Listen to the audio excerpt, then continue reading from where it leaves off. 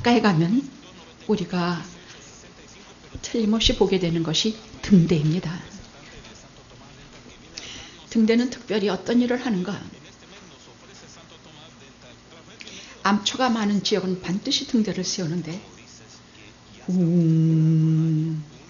소리를 알려서 암초에 부딪히지 않도록 경적을 울리며 도와주는 역할을 할 뿐만이 아니라 안개가 짙거나 칠흑 같은 밤바다에 등대불을 환히 밝혀서 길을 잃지 않도록 도와주는 것이 등대입니다. 교회가 이와 거의 비슷합니다. 교회는 저 절에 산속에 갖다 짓는 것도 아니고, 교회는 저 사람과 외딴 곳에 교회가 세워지는 것이 아니라 교회는 세상 속에 세워집니다. 우리가 매일 아구 다툼하며 우리가 매일 온갖 것으로 씨름하는 이 현실 속에 교회는 세워지는 이유가, 교회가 무엇을 하는 것인가를 알게 될 때에 우리는 교회로 찾아 들을 수밖에 없습니다. 교회는 다른 아무것도 아닙니다.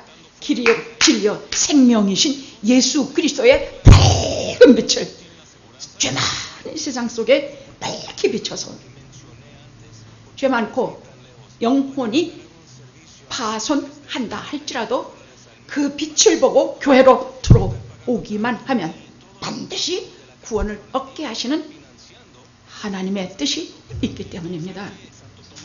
우리는 다 부족한 가운데 모이면 싸우기도 하고 서로 말이 많기도 하고 모두 있습니다만은 상관없습니다.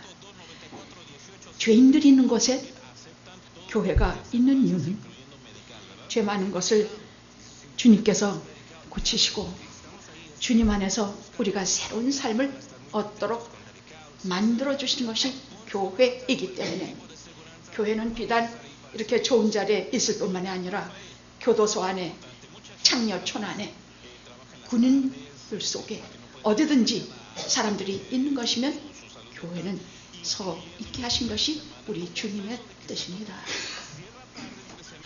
예수님께서 공생의 3년 동안에 가장 중요한 당신의 시간을 거의 들여서 하셨던 큰 사역이 있으신데, 그것은 제자들을 택해서 육성하고 기르신 일이었습니다. 이것을 제자 훈련이라고 합니다. 오늘 본문의 말씀이 무슨 말이냐? 제자들을 첫 번 택하시는 장면이 여기 나옵니다.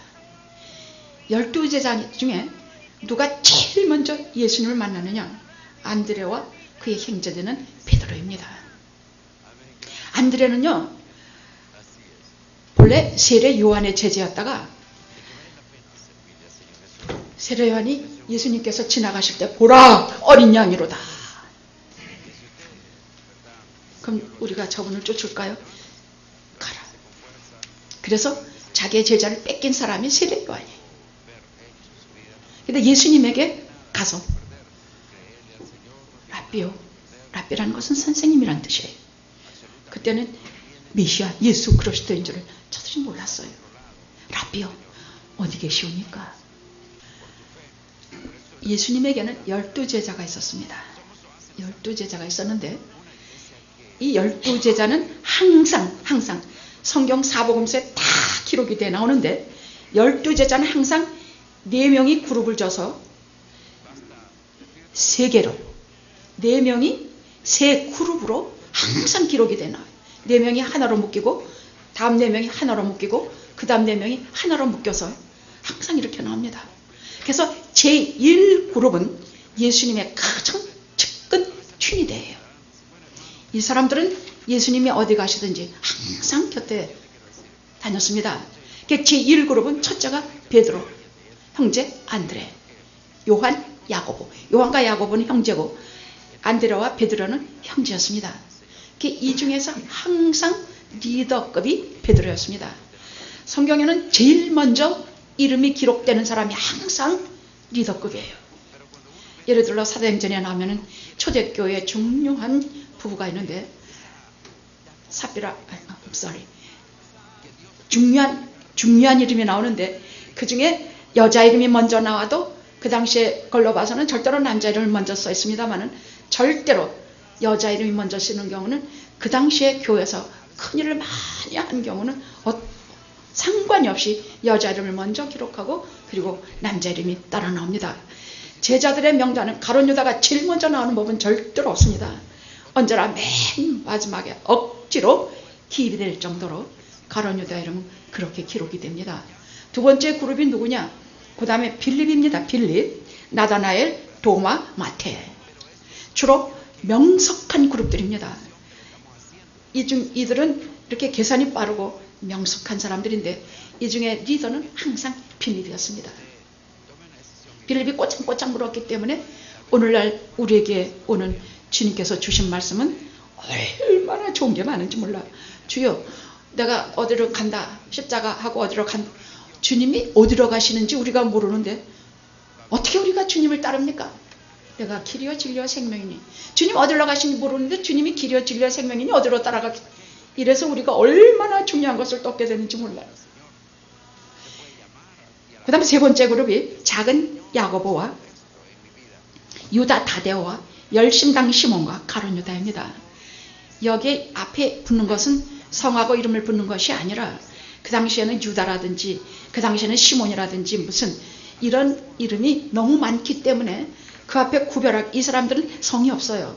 이스라엘 사람들은 성이 없고 뭐 요한, 베드로, 뭐 조셉 뭐 이렇게 나오지 조셉강, 현철강 이렇게 나오질 않습니다.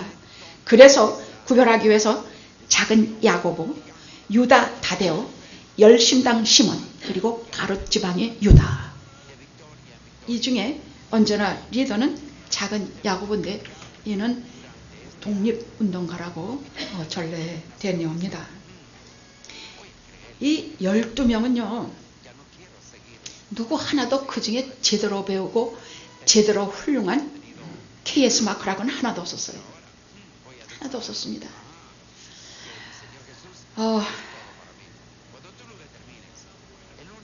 예수를 믿기 시작하면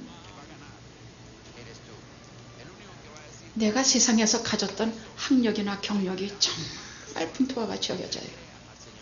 예수 그리스도 앞에서 정말 아무것도 아니라는 걸 통감해서 입에 내기도 부끄러워요. 그러나 세상에서도 좋은 학력과 좋은 실력을 철저히 갖출 때에 그것을 자랑으로 삼지 않고 주님을 하는데 밑거름으로 사용이 되면 세상에서 천만을 할 수가 있습니다. 하나님께서 제2의 시대를 열게 하는 사도 바울은 아주 학급하였어요. 주님은 두 가지의 사람을 쓰시는데 하나는 진짜 실력파, 하나는 진짜 행동파. 이 둘을 쓰세요. 철저히 쓰세요. 그래서 내가 실력을 잘 갖추고 있느냐 할 때에 하나님께서 최전방에 세워서 아니면 두뇌급으로 쓰실 때 하나님께서 잘 사용하실 수 있으니 여러분이 배울 수 있을 때 열심히 배우고 성경 공부하실 때 성경 공부를 잘 해두셔야 합니다. 정말 성경은 진리이기 때문에 성경을 모르면 20년 30년 예수 믿어도 내가 뭘 믿는지를 모릅니다. 그 다음 행동파, 이 베드로 같은 사람을 말해요. 서로 아는 것은 전 없고 지식은 좀 없어도 순종하고 절대 행동하면 주님께서 얼마나 귀 쓰시는지 모릅니다. 그래서 성경에 나오는 인물을 한 4가지로 분류할 때에 이조 시대의 이재마가 분류한 4가지의 체질법 또 그 형태 이런 서양에서는 혈액형을 제가 가끔 물어봅니다. 혈액형이 뭡니까? 동양에서는 이 체질과 이재마의 것으로 사람을 이렇게 분류합니다. 첫째는 다혈질입니다. 다혈질은 어떠냐? 베드로 같은 타입을 말하는데 아주 낙천적이고 생동감이 넘치고 뭐 즐거워요. 저 혼자 즐거워. 어디 가도 막 비가 나고 슬퍼하는 좀 그러다가도 기분이 막 좋아져. 그 뭐가 문제냐? 무모하고 충동적이에요. 다혈질이 좀 그렇습니다. 둘째로 담즙질이라고 있습니다. 이건 사도 바울 같은 사람을 말해요.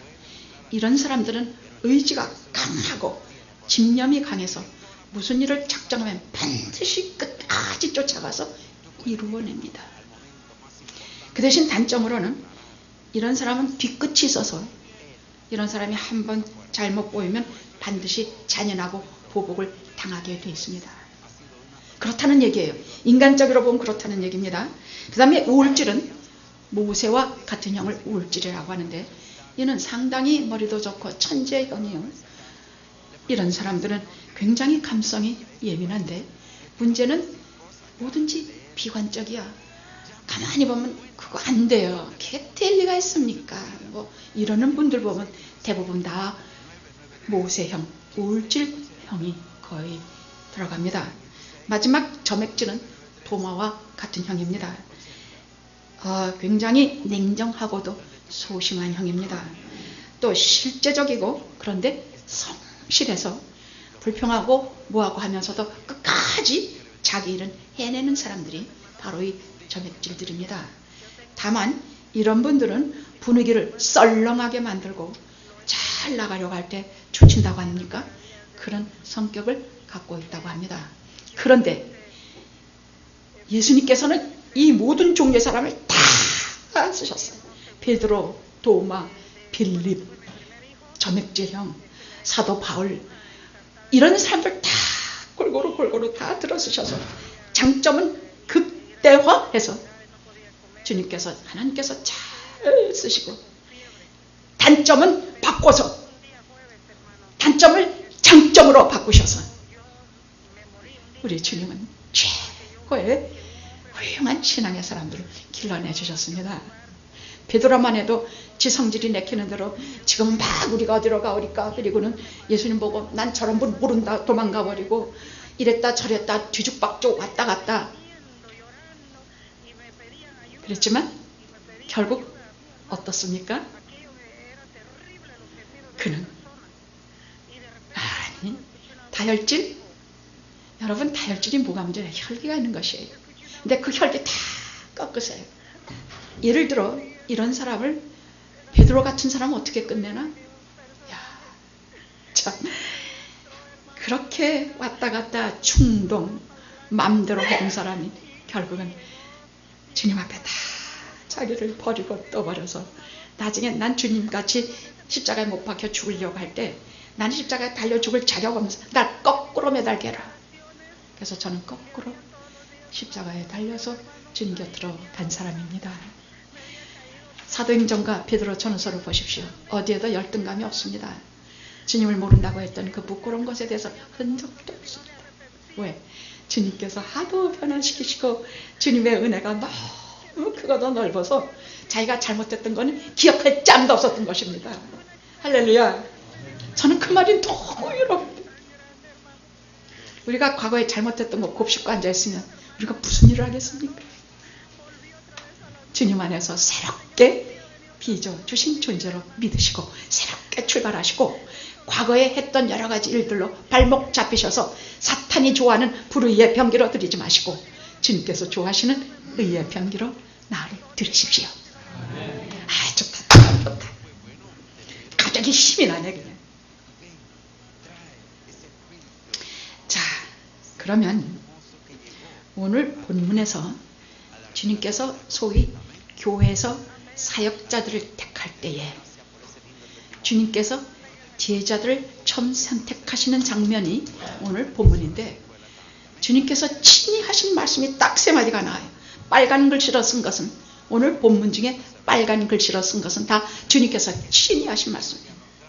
세 마디가 나오는데 너희가 무엇을 구하느냐. 첫째 38절에 나옵니다. 무엇을 구하느냐.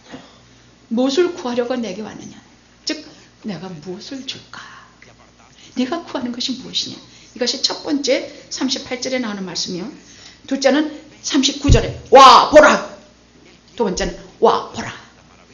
이것이 주님의 두 번째 말씀이요. 세 번째는 42절 장차 기회바라 하리라. 이 세 가지 말씀이 오늘 주님께서 친히 오늘 영화교회의 사역자들로 피택돼서 1년 동안 열심히 충성을 다할 분들에게 주시는 말씀인 줄 아시면 될 것입니다. 첫째로 네가 내게 무엇을 구하느냐. 쫓아서 안드레가 쫓아가서 랍비요 어디 계십니까?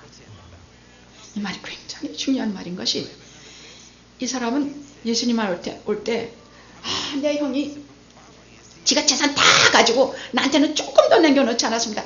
주님과 판별해 주셔. 성경에 나와요. 내가 너희들을 유언장을 판별하는 그런 역할이 아니다. 안 하셨어요. 또 막 그냥 주님이 음식 주고 뭐 주고 하니까 사람들이 무지무지 쫓아다니니까 주님께서 산으로 가버리셨어. 너희들이 나를 쫓는 것은 배불리 먹고 음식 더 먹으려고 돈만 바라고 그래서 나를 쫓는 것이다. 아예 피하셨어요. 그러나 배고프고 절대적인 빈곤에 처할 때는 언제나 후히 먹이셨습니다. 랍비요 어디 계시옵니까? 이 말은 무슨 말이냐. 그 당시에는 스승과 제자, 랍비란 선생인데 스승과 제자가 된다는 얘기는요, 요즘은 정보를 주로 가르쳐주고 요즘은 교수라든지 선생들을 주로 정보를 탁 던져요. 그럼 정보를 가지고 우리가 인터넷이나 또는 어느 선생이나 아니면 목사님에게서나 그 정보를 얻어서 그 정보를 가지고 우리가 배워요. 아니요. 정말 스승은 그런 것이 아닙니다. 친히 같이 살면서 같이 먹으면서 같이 생활하면서 스승의 그 삶에 보는 통찰력과 스승의 인격을 쫓아서 닮아가는 것이, 그대로 살아가는 것이 그 당시에는 랍비와 제자 간의 사이였습니다. 오늘날 우리가 예수 그리스도에 대한 정보만 알아가지고는 어림도 없습니다. 예수님 우리의 구주시다. 그거 누가 몰라요? 예수의 십자가에 달려서 내절해서 누가 몰라? 정말 그분 안에 들어가 그분과 같이 먹고 마시고 그분을 대면할 때에 상상을 못하는 일이 일어난다는 얘기예요. 랍비요 어디 계십니까? 제가 같이 가겠습니다. 주님이 머무시는 곳에 저도 머물고 주님이 일로 가시면 전 일로 가고 주님 계시는 곳에 제가 있겠습니다. 주님의 인격과 주님의 삶을 본받겠다는 얘기예요. 같이 알아서 같이 가겠다는 얘기예요. 그러니까 주님께서 내가 오늘 이 시간에 여러분들 이 시간에 주님께서 내가 네게 무엇을 줄까 하면 무엇을 구하겠습니까? 무엇을 구하겠습니까? 내가 네게 무엇을 줄까? 1차적으로 우리는 일용할 양식을 구하라 하셨으니 우리는 비즈니스도 구하고 건강도 구하고 이것저것 다 구할 자격이 있습니다. 하나님의 자녀이기 때문에. 자식은 부모에게서 얻어먹게 되어 있습니다. 자식이 부모에게 새끼 이번엔 나 뭘로 돈 벌어서 나 먹여줄 건데 이런 자식은 아닙니다. 자식은 부모가 다 알아서 주신 것을 믿는데 그래도 걱정이 될 때 우리는 하나님 앞에 부하게 되어 있습니다. 근데 그것만 구하면 좋아하시느냐? 아니, 하나님이 정말 주시고자 하시는 것은 세상에서 잠깐 있다 사라질 순간적인 것을 주는 것도 주시지만 그것이 궁극적인 목적이 아니십니다. 하나님께서 주시고 싶으신 것은 영원한 것입니다. 하나님 나라에 관한 것입니다.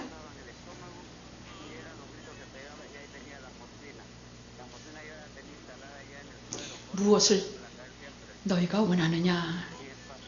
우린 지금 솔직히 뭘 구해야 될지도 잘 몰라요. 그래서 성경에 나오는 인물들이 뭘 구했냐?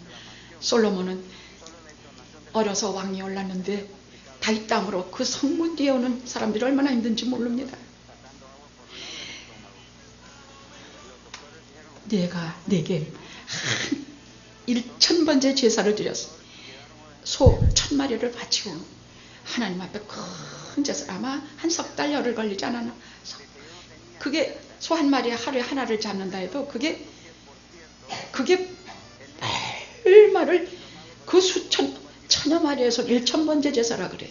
천여 마리를 그 제단에 하나님께 바치고 그 제사가 다 끝났을 때에 하나님께서 기쁘시면 내가 네게 무엇을 줄까? 저는 아이라 말도 잘 못하겠고 하나님의 백성이 이렇게 수도 없이 많은데 제가 재판을 해야 되는데 어떤 것이 옳은지 어떤 것이 그른지 알 수가 없나이다. 제게 지혜를 주소서. 네가 수도 구하지 아니하고 원수를 제압하는 것도 구하지 아니하고 내가 이것도 저것도 다 구하지 아니하고 오직 지혜를 구하였으니 아주 마음에 맞으셨다 그랬어요. 내가 네가 구하지 아니한 그 모든 것을 다 주리라. 두 번째 하신 말씀이 그 말을 랍비요 어디 계십니까? 39절 와 보라. 그래서 여러분 전도는요 우리가 뭐 다 알아서 하는 게 전도가 아닙니다. 안드레처럼 야 나 메시아 만났어. 자기 형 데리고 오는데 베드로를 데리고 오는데 나 메시아 만났어. 나하고 같이 가. 간단합니다. 와 보라. 이것이 전도의 첫째 끈이요. 낚시예요. 두 번째 내가 메시아를 만났다. 주님 만났다. 그래서 그분을 따라서 갔더니 야, 여기 오늘 그 안드레가 와보라에서 따라갔더니 거기 어떻게 됐다 하면서 그때가 몇 시? 제 10시라. 오늘 시간을 말하면 오후 4시라는 얘기예요. 이건 보통 얘기가 아니에요. 그냥 선생님인 줄 알고 따라갔어요. 그냥 랍비인 줄 알고 따라갔는데 그분을 무슨 집으로 들어갔다는 얘기 아니야. 그분과 1대1로 마주 앉았다는 얘기야. 1대1로 마주 앉을 때에 그분은 그냥 선생도 아니요. 그분은 그냥 우리가 롤모델로 따르는 모범적인 그런 분도 아니요. 그분은 영광의 하나님이셨어요. 그분은 하나님의 아들로 그분에게서 나오는 그 은혜와 진리와 충만함이 너무 그날을 덜덜덜 떨리는 손으로 지금 요한이 이걸 기록할 때 한 90쯤 났을 때예요. 덜덜덜 떨리는 손으로 그 감동과 감격의 시간을 절대로 잊지 못해서 그때가 제 10시였더라. 그 날짜를 기록한 시간을 기록한 것입니다. 그랬더니 주님께서 야 나 메시아 만났어. 아까는 랍비더니 이제 메시아예요. 그리스도. 내가 그리스도를 만났어. 구주를 만났어. 개받은 베드로든 다 반석, 바위라는 뜻입니다. 바위 중에서도 반석이라는 뜻입니다. 개바는 히브리어요. 베드로는 헬라어입니다. 그래서 똑같이 반석, 바위요. 반석되는 바위라는 뜻이 그것입니다. 이걸 보면 뭐 척 생각나는 게 없습니까? 그냥 사람 보통 누구 소개를 하면서 사람을 서로 알아가요. 근데 예수님 앞에 나오면 소개가 필요가 없어요. 다 아세요. 하나님은 다 아십니다. 베드로의 과거도 알고 성질도 알고 베드로의 약점도 알고 장점도 알아요. 더욱 이제 베드로가 장차 교회의 반석이 돼서 예수 그리스도를 되게 충성하고 교회를 반석처럼 잘 지키고 교회 내 사람들을 잘 돌봐줘서 하나님께로 가까이 가게 할 뿐만이 아니라 결국 예수 그리스도를 생명 다하여 사랑하는 그 모든 것을 다 아시고 네가 장차 베드로라 하리라. 너는 아마무개의 아들 누구니? 시몬은 인간일 때 시몬이라고 쓰셨습니다. 주님께서 새 이름으로 바꿔주시고 주님께서 새롭게 그에게 역할을 부여해 주셨습니다. 하나님께서 다 아시고 계시는 것이에요. 지금 내가 베드로라고 처음 데리고 왔지만 하나님은 저 옛날 창세부터 다 알고 계시는 것이에요. 기도하시겠습니다.